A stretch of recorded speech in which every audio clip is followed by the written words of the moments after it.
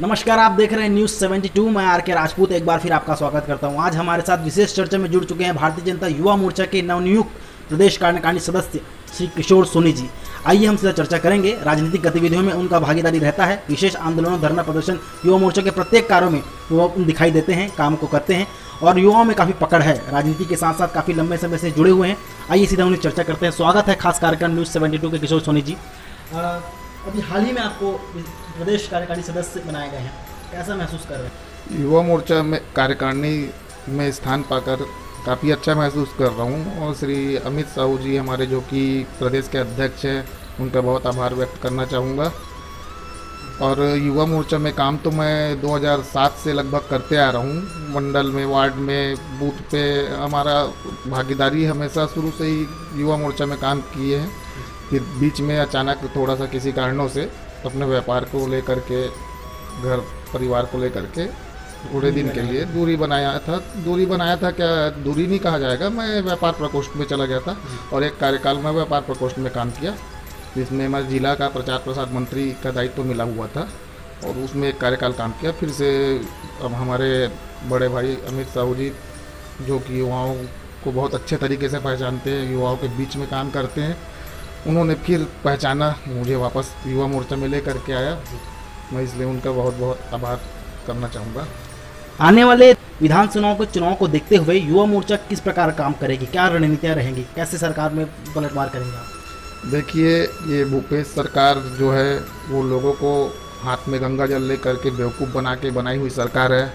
भूपेश जी युवाओं को रोजगार, किसानों का पूरा धान खरीदने का वादा करके सरकार बनाए हैं, जो कि पूरी तरह सफल रहा है। न युवाओं को रोजगार मिला, न किसानों का धान खरीदा गया और अभी तो किसानों को धान बेचने के लिए, धान को पैक करने के लिए बोरियां नहीं दी गई, बारदाना नहीं दिया गया और उनको काफ़ी नुकसान का सामना करना पड़ा है किसानों को। लेकिन वो कुछ नहीं कह सकते क्योंकि सभी छत्तीसगढ़ के वासी मिल कर के ही कि कांग्रेस की सरकार बनाए हैं। अब एक बार जब सरकार बन गई है तो 5 साल तो चलाना ही है। तो 5 साल चलने के बाद फिर देखा जाएगा। लोगों की मानसिकता तो अब दिखती है कि ये सोच बदल रही है, कांग्रेस के प्रति अब सोच उनकी बदल रही है। एक सवाल रहेगा मेरा, हाल ही में अभी 2 साल पूरे हुए हैं सरकार सत्ता पार्टी के, उनको आप कैसे देखते हैं, उनके कामों को कैसे देखते हैं, किस प्रकार काम हुआ है? देखिए, 2 साल सरकार के पूरे हुए हैं, जिसमें आज युवा बेरोजगार घूम रहे हैं, किसान अपने बारदानों को लेकर के आंदोलनरत हैं, सभी देख रहे हैं हम। और युवाओं को ठगा, शराबबंदी की बात की थी, शराबबंदी नहीं हुई और कुछ लोगों के द्वारा, कुछ बड़े नेताओं के द्वारा शराब की जमाखोरी और कच्चा शराब बनाया जा रहा है, बेचा जा रहा है। पुलिस भी बराबर कार्रवाई नहीं कर पा रही है, दबाव के चलते। बलात्कार की घटनाएं, जो कि आज हमारी महिला मोर्चा की बहनें आज आंदोलन किए हैं, आज हम उनके साथ थे कार्यक्रम में उनके। और बहुत सारी छोटी छोटी बच्चियां, बड़े बच्चे, किसी को नहीं छोड़ा जा रहा है। बलात्कार की घटनाएं तो आम हो गई है छत्तीसगढ़ में। अब इस बात को लेकर के भूपेश सरकार और माननीय गृह मंत्री हमारे साहू जी बिल्कुल भी सक्रिय नहीं लगते, ना उनकी सोच भी नहीं है कि क्या करना है उनके लिए। अब इस पर मैं और ज़्यादा क्या कहूँगा, सभी लोग देख रहे हैं। जैसा कि आप सभी जानते हैं कि किशोर सोनी जी राजनीति के साथ साथ सामाजिक क्षेत्रों में भी गतिविधियां रखते हैं रुचि। आपकी सामाजिक भूमिका कैसी है, सामाजिक स्तर पर कुछ प्रकाश डालिए, किस किस पदों में रहें आप? देखिए, राजनीति के अलावा मैं अपने समाज में भी कई पदों में काम कर चुका हूँ। आज इस वक्त मैं छत्तीसगढ़ स्वर्णकार समाज युवा प्रकोष्ठ का प्रदेश महासचिव भी हूँ और प्रभारी भी हूँ मैं रायपुर शहर का।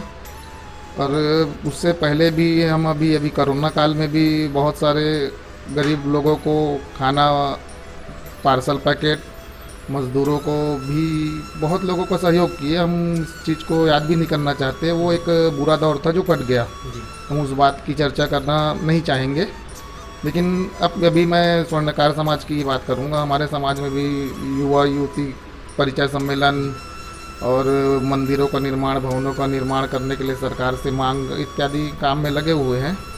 आगे चल करके इस विषय में और आपको आगे बता पाऊँगा मैं। सोनी जी, आपका राजनीतिक करियर लंबा है।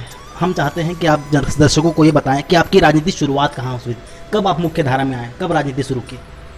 राजनीति में वैसे मैं पारिवारिक तौर पे मैं राजनीति से जुड़ा हुआ हूँ और लगभग 2004 से जब मैं स्कूल में पढ़ता था उस समय से मैं राजनीति में एक्टिव हो चुका था और विद्यार्थी परिषद से जुड़ के मैं 2 साल काम किया और उसके बाद कॉलेज में आने के बाद 2007 में कॉलेज आया दुर्गा कॉलेज से।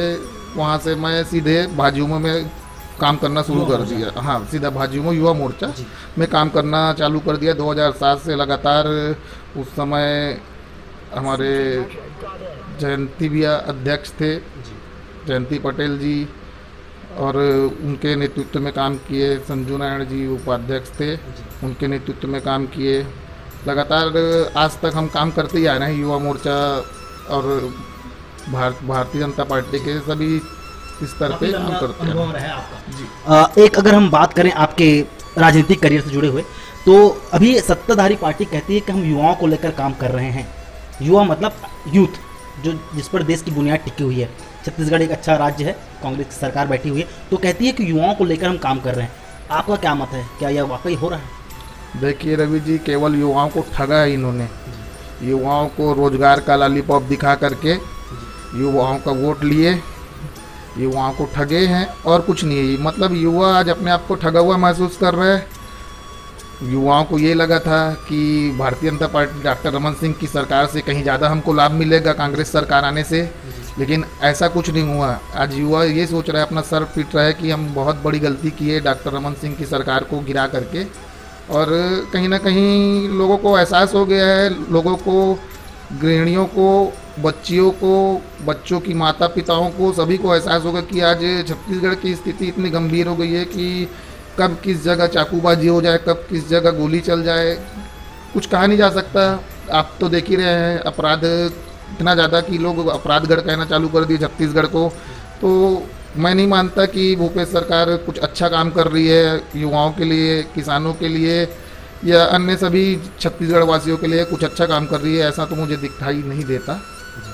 अंत में 2 सवाल रहेंगे आपसे। पहला सवाल ये रहेगा, क्या आपको लगता है 2023 में फिर से भारतीय जनता पार्टी पुनः सरकार बना रही है?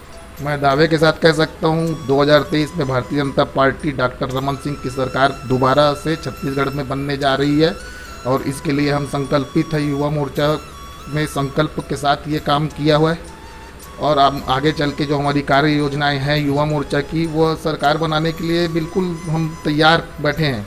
हमारे इतने सारे मुद्दे हैं हमारे पास, अभी हम बस हमारी कार्यकारिणी पूरी तरह से घोषित हो जाए, बन जाए, उसके बाद से हम तत्काल प्रभाव से प्रशिक्षण शिविर और काम करना शुरू कर देंगे। सरकार के खिलाफ हल्ला बोल हम शुरू कर देंगे और 2023 में निश्चित रूप से भारतीय जनता पार्टी की सरकार छत्तीसगढ़ में पुनः बैठेगी। पूरे यकीन से कह रहे हैं सरकार बना रहे हैं? बिल्कुल 100%।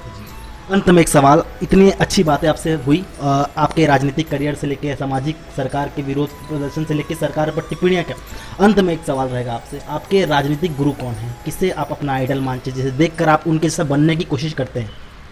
देखिए, मैं ही नहीं, लगभग आप भी और हर युवा श्री नरेंद्र मोदी जी को ही अपना आइडल मानते होंगे। मुझे ऐसा लगता है, हम तो मानते ही हैं, क्योंकि मोदी जी का चेहरा ही आज के पूरे विश्व में उनका चेहरा पहचाना जा रहा है। इससे पहले कभी हम ऐसा नहीं सुने थे कि कोई भारत का प्रधानमंत्री, कोई भी हो, भारत का प्रधानमंत्री को विश्व में स्थान मिले, विश्व में पहचान मिले। आज भारत देश को छोटे बड़े देश सभी जान रहे हैं। केवल कोरोना जैसे इतने बड़े महामारी में भारत देश अन्य देशों को, जैसे ब्राज़ील और बहुत सारे देश हैं जिनको कोविड की दवाइयाँ, इंजेक्शन और ये सभी मतलब सुविधाएं मुहैया करवा रही है। तो मैं तो मोदी जी को ही मानूंगा अपना आदर्श और जी उनके जैसे ही हम बनने का प्रयास करेंगे। आगे चल के कृपा रही तो हम यही करेंगे। बहुत बहुत धन्यवाद जुड़ने के लिए सोनी जी। हम आपके उज्जवल भविष्य की शुभकामनाएं और बधाई देते हैं और आप सभी देखते रहिए न्यूज़ 72 कैमरामैन गोविंद के साथ रायपुर।